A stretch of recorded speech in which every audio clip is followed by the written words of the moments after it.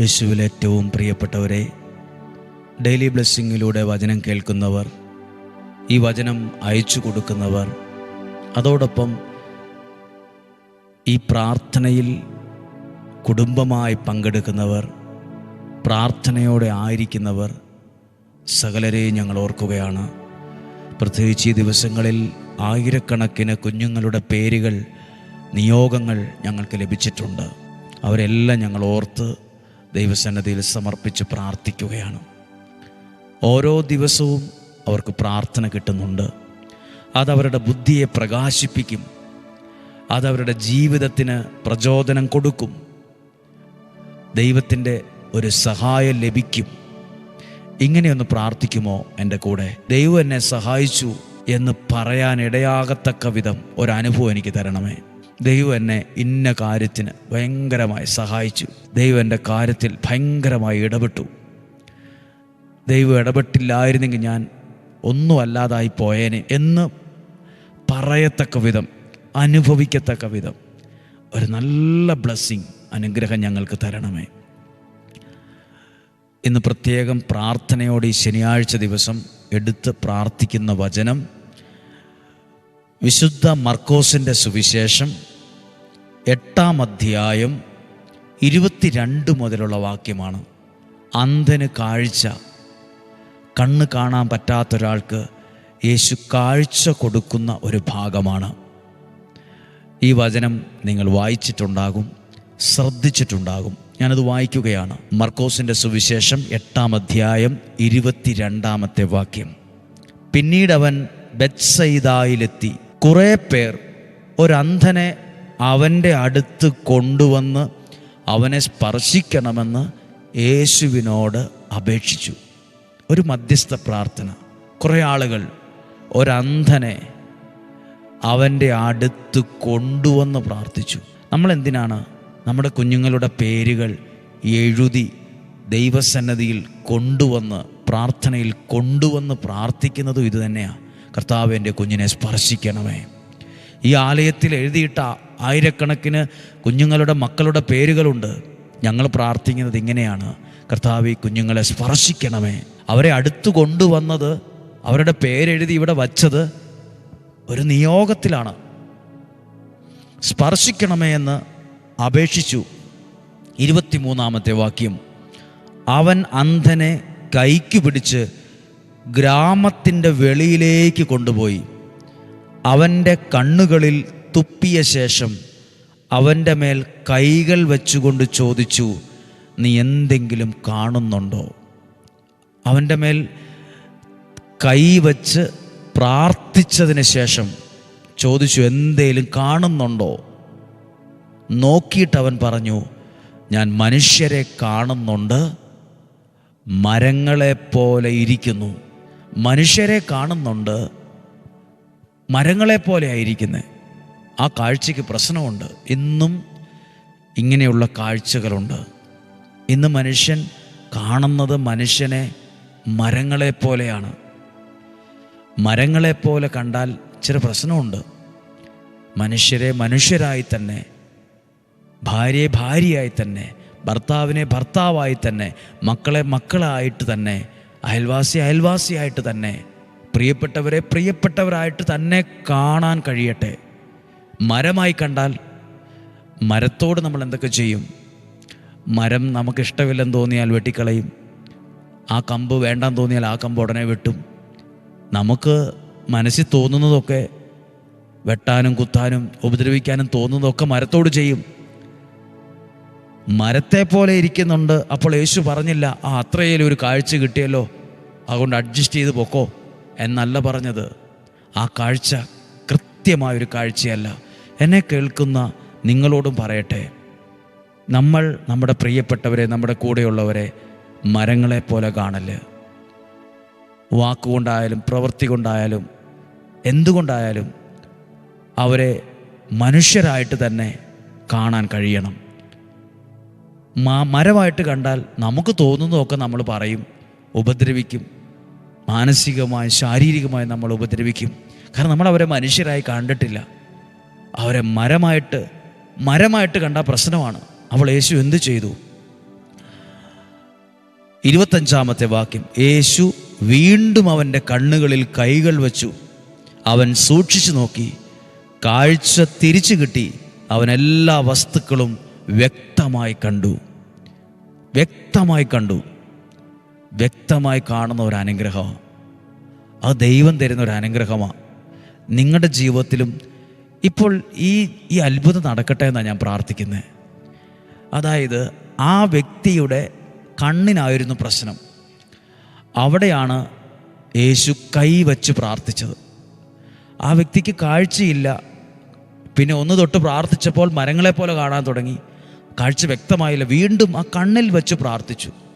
ഇതുപോലെ നിങ്ങൾക്ക് ആവശ്യമുള്ള കാര്യങ്ങളെ എഴുതി വയ്ക്കുക. നിങ്ങളുടെ സാമ്പത്തികത്തിൻ്റെ മേൽ, ആരോഗ്യത്തിൻ്റെ മേൽ, തലമുറയുടെ മേൽ, എൻ്റെ പിള്ളേരുടെ മേൽ, ഓരോ മക്കളുടെ പേരുകൾ നിങ്ങൾ പറയണം, കർത്താവേ, ഈ അന്ധൻ്റെ മേൽ കൈവച്ചതുപോലെ എൻ്റെ ഈ ആവശ്യത്തിൻ്റെ മേൽ, എൻ്റെ ഈ സങ്കടത്തിൻ്റെ മേൽ, ഈ ഒരു നിയോഗത്തിൻ്റെ മേൽ, ഈ കുഞ്ഞിൻ്റെ മേൽ അങ്ങ് കൈവച്ച് അനുഗ്രഹിക്കണമേ. അങ്ങയുടെ സ്പർശനമുണ്ടാകണമേ. ആ സ്പർശനം കിട്ടുമ്പോൾ അവസ്ഥയ്ക്ക് മാറ്റമുണ്ടാകും. പഴയ പോലെ തുടരില്ല.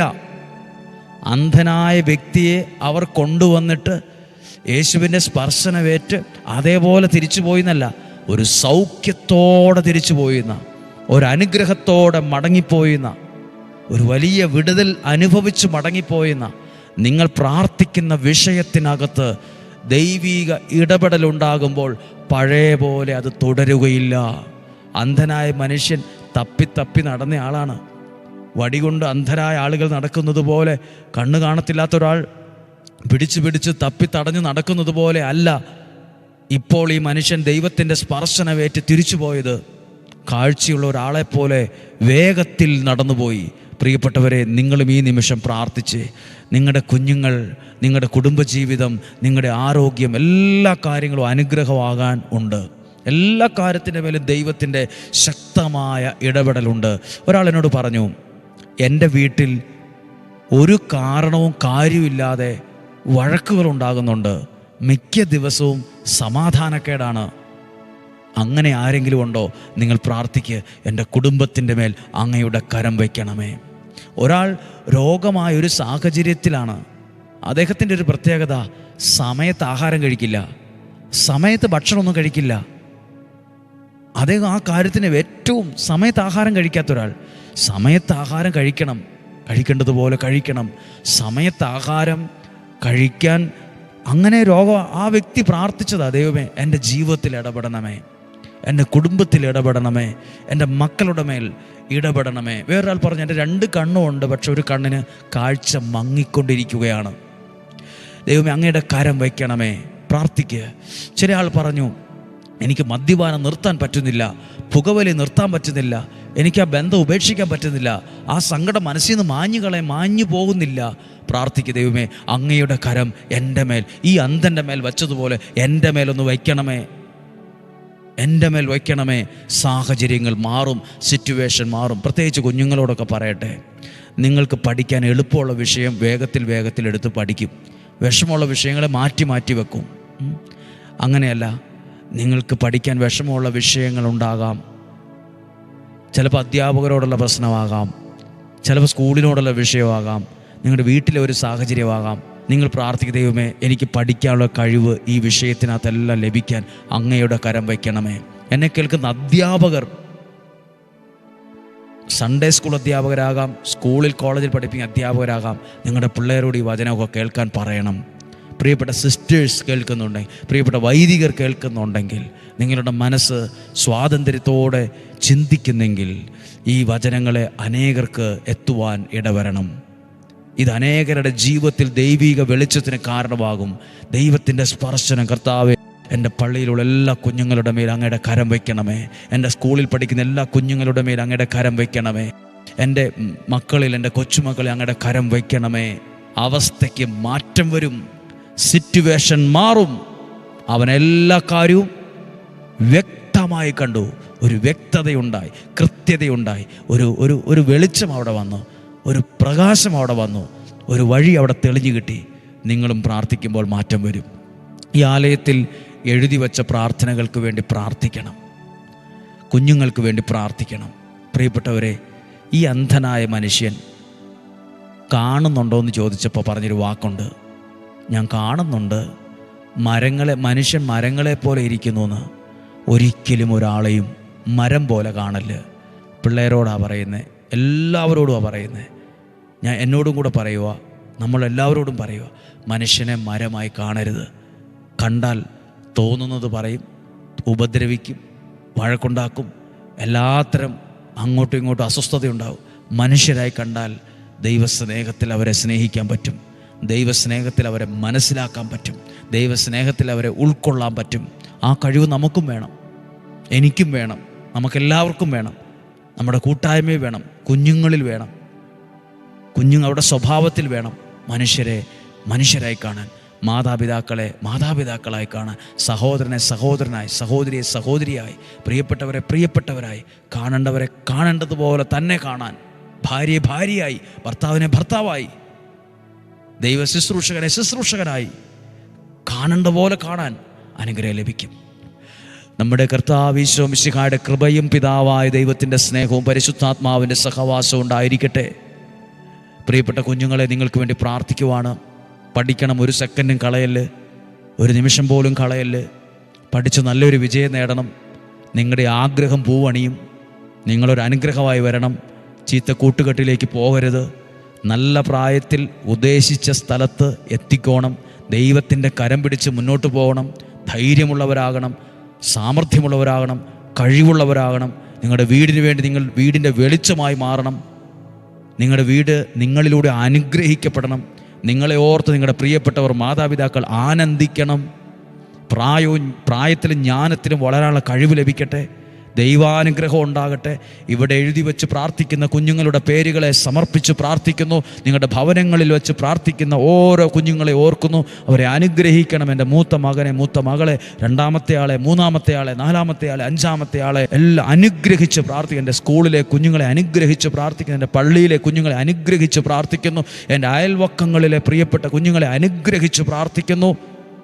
ദൈവനാമത്തിൽ അനുഗ്രഹിച്ച് പ്രാർത്ഥിക്കുന്ന രോഗങ്ങൾ, അപകടങ്ങൾ, ദുർമരണങ്ങൾ, മൂപ്പെത്താത്ത മരണങ്ങൾ, അപകടങ്ങൾ സകലതും മാറിപ്പോകട്ടെ. ദീർഘായുസ്സും ആരോഗ്യവും ഐശ്വര്യവും ഉണ്ടാകട്ടെ. പ്രത്യേകിച്ച് ഇങ്ങനെ പ്രാർത്ഥിക്കുമ്പോൾ, ദൈവം എൻ്റെ കുഞ്ഞിന് ഓട്ടിസമാണല്ലോ, ബുദ്ധി വളർച്ചയില്ലല്ലോ, ഈ ഒരു അവസ്ഥയാണല്ലോ, എൻ്റെ കുഞ്ഞുങ്ങൾക്ക് വേണ്ടി പ്രാർത്ഥിക്കുന്നില്ലല്ലോ. ഉണ്ട്, നിങ്ങളുടെ കുഞ്ഞുങ്ങളെയും ഓർത്ത് പ്രാർത്ഥിക്കുന്നു. സൗഖ്യമുണ്ടാകട്ടെ, മാറ്റമുണ്ടാകട്ടെ, ദൈവാനുഗ്രഹം ഉണ്ടാകട്ടെ.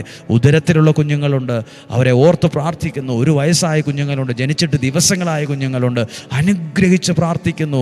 ഒരു നെറ്റിയിൽ അവരുടെ കുരിശിൽ ഒരു കുരിശൊക്കെ വരച്ചൊന്ന് പ്രാർത്ഥിച്ച് എന്നിട്ട് പറഞ്ഞ് യേശുവിൻ നാമത്തിൽ അനുഗ്രഹിച്ച് പ്രാർത്ഥിക്കുന്നു. നല്ലതുവരും അനുഗ്രഹമുള്ളവരായി മാറും. ദൈവനാമത്തിൽ ഏൽപ്പിച്ച് പ്രാർത്ഥിക്കുന്നു. യേശുവിൻ നാമത്തിൽ അനുഗ്രഹിക്കുന്നു, ഇപ്പോഴും എപ്പോഴും എന്നേക്കും. ആമേൻ. ദൈവം അനുഗ്രഹിക്കട്ടെ. ദൈവത്തിൻ്റെ സഹായമുണ്ടാകട്ടെ. നാളെ ഞായറാഴ്ചയാണ്. നാളെ അർപ്പിക്കുന്ന വിശുദ്ധ കുർബാനയിൽ നിങ്ങൾക്ക് വേണ്ടി പ്രാർത്ഥിക്കും. എല്ലാ കുഞ്ഞുങ്ങൾക്ക് വേണ്ടി അർപ്പിച്ച് പ്രാർത്ഥിക്കും. നാളത്തെ ആ വിശുദ്ധ കുർബാനയിൽ നിങ്ങളെ കൂടി ചേർത്ത് വയ്ക്കും. മുടങ്ങാതെ ഈ ദിവസങ്ങളിൽ പങ്കെടുക്കാം. സാധിക്കുന്ന എല്ലാവർക്കും അയച്ചു കൊടുക്കാം. നാളെയും 5:30 തന്നെ ഒരുമിച്ച് കാണാം. സ്വർഗത്തിലെ ദൈവം എന്നെയും നിങ്ങളെയും അത്ഭുതകരമായി സഹായിക്കട്ടെ, സൂക്ഷിക്കട്ടെ. ആമേൻ.